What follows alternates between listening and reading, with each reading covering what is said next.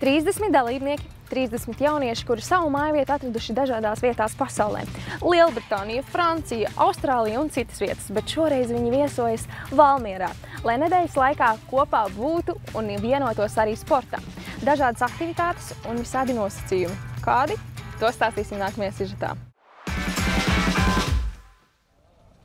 Ar mērķi saglabāt un stiprināt diasporas jauniešu saikni ar Latviju 5 dienu garumā norisinājās nometne Olimpiskais kvants. Jauniešiem ir iespēja izjust īsti sporta garu, dzīvot un būt tajā pašā infrastruktūrā, kur notiek starptautiskā līmeņa sacensības. Un nepilnu nedēļu mēs kopā darbojamies, izzināsim Valmieras sporta vides iespējas, izpētīsim dažādus sporta veidus. Pie mums viesosies sporta leģendas, izpētīsim BMX vēsturi un tradīcijas Valmierā, tiksimies ar Bērtānu basketbola skolas pārstāvjiem, tāpat ar Valmieras futbola klubu, viesosimies Valmieras Olimpiskajā centrā, protams, arī Jāņa Daliņa stadionu atklāsim no jauna un dosimies arī uz kaimiņu pilsētu, uz Cēsīm, izzināsim kosmosas izziņas centru, tā teikt, gūsim arī ieskatu ne tikai Valmierā, bet arī plašākā Vidzemes reģionā. Un, protams, ir brīvais laiks, aktīvs dzīvesveids, dažādi veidi sporta spēles, viss caur aktīvu vidi, kopā būšanu, sportošanu un prieka gūšanu no būšanas šeit Valmierā un Latvijā. Šāda iespēja sniegta 30 dalībniekiem, jauniešiem vecumā no 13 līdz 18 gadiem. Nometnē šogad mums pirmo gadu ir vairāk nekā puse ārvalstu Latvijas jaunieši, vai arī daži no kuriem ir pārcēlušies ar ģimenēm iepriekšējos gados uz Latviju.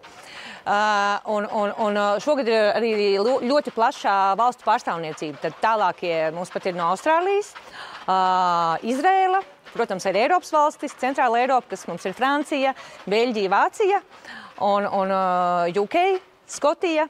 Un, kā es teicu, tas vairāk kā puse, un otra puse jaunieši ir, es teiktu, vairāk nevalmierieši arī, kur mums pārstāvētas ir Latvijas pilsētas, Rīga, Jūrmala, Piņķi, Ogre. Tā teikt, valmierieši mēs esam varbūt 3-4. Tā kā nometne dod iespēju arī latviešiem atklāt Valmieru, sporta iespējas, sadraudzēties ar ārvalstu latviešiem. Savukārt ārvalstu latviešiem ir iespēja stiprināt saikni ar Latviju caur sportu un aktīvu dzīvesveidu vidi, veidot jaunas draudzības un attīstīt savu personību. Dažādi uzdevumi, sporta pasaules izzināšana un Latvijas sporta personību iepazīšana, nodarbība Gunitas Vīksnes vadībā un basketbola pasaule, kā arī iedziļināšanās BMX sporta veidā. Tie ir vien daži no notikumiem, ko piedzīvo nometnes jaunieši.